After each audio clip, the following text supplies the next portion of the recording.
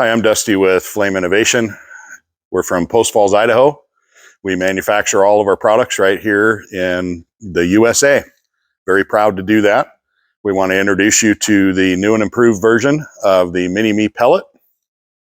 We are currently running this model through EPA testing and UL safety testing so that we have a broader market and people are able to put it in a lot more places than they were before once we pass those tests.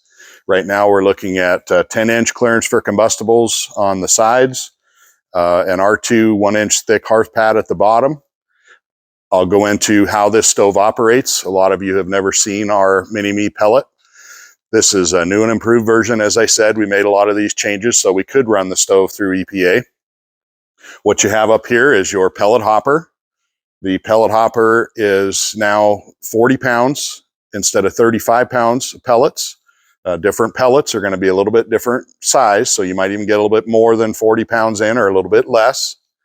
A very unique feature to the new model is our pellet shutoff tool.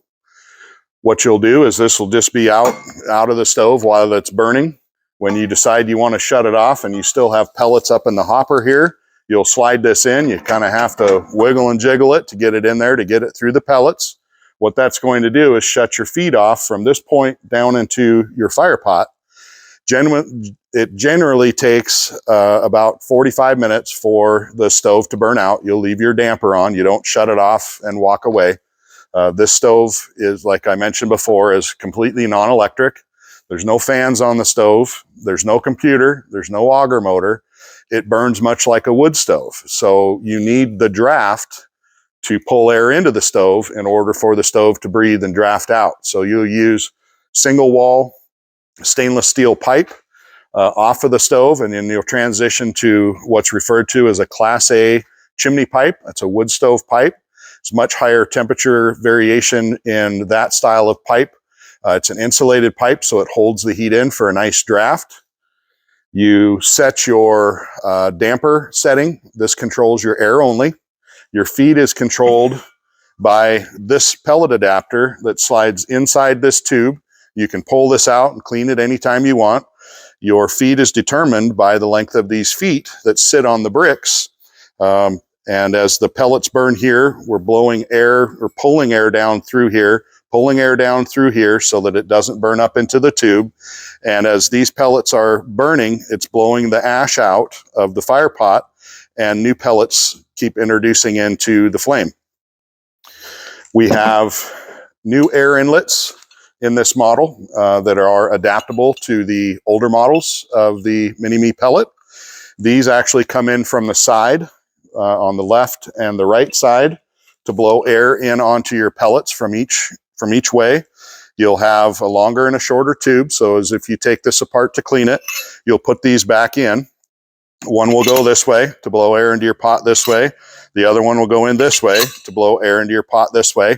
It swirls the air and does a really good job of keeping the ash out of the pot. We also provide a little ash tool. If you want to burn this for extended periods of time, you can actually just reach into your fire pot and pull some of the ash out and dump it off to the side if you want to continue to burn and not let the stove burn out to clean it. It is very easy to clean. You just remove a couple of bricks here in the front, and you can take your ash and either pull your air inlets out, or you can pull this completely out of the stove and wipe your ash into the removable ash pan down below.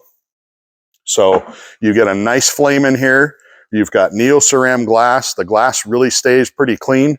It might dirty up when you first start it, but it will continue to clean itself off. The stove is airtight, minus the air that we're pulling down through the pellets. We're looking to have mobile home approval on this model. And once again, your door is totally sealed and the glass is sealed. Your damper control is on this side. Your fresh air intake is on this side. You don't necessarily have to bring in outside combustion air if you don't want to. We recommend it because when you're burning a stove, a wood stove, or any stove that requires natural draft to burn, it's amazing how much oxygen they pull out of the air. So if you don't crack a window and you're really well insulated in your structure, you'll kind of deplete that oxygen value, and your stove will, it will just burn lower and slower. Another change we made to this stove is we made the cooktop area bigger by a little over 2 inches. So now you can get an 8-inch pan here, and you can get an 8-inch pan here, or you can heat water in this area. We moved out the side panels for smaller clearance for combustibles instead of being 16 or 18 inches away before a wall or a corner or your heat shield. We're hoping for that 10-inch approval rating. There's a nice ash catch lip here. If you open the door, we redesigned the handle so that it runs cooler for safety. We extended it out so that we could pass that test. Your door opens and closes very easily. As you burn the stove, you'll burn it. Your gasket will seal in, and then your door handle will eventually sit level here.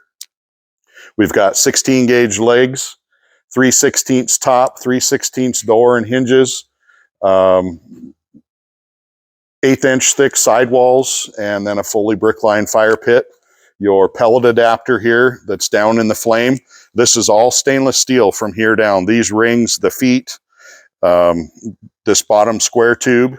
We've got a pellet breach tool because all pellets are different. You'll find different pellets depending on where you live. And what you'll do when you first fill this up is you'll just drop this down through the tube in case you get some longer pellets or a mixture of long and short, and that clears the way, and then you can fill your hopper up and start to burn.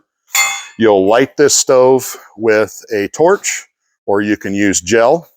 When you light it, your damper will be open and on the high setting so that it can get as much air as possible. And you'll light your pellets on both sides of your pellet adapter. When you close the door, if you have a live flame in there, the stove will continue to burn and reach operating temperature, and then you can put the draft control where you want it for the temperature that you want. Please give us a call or find us at flameinnovation.com. We'd be happy to answer any questions. Dusty with Flame Innovation, thank you so much.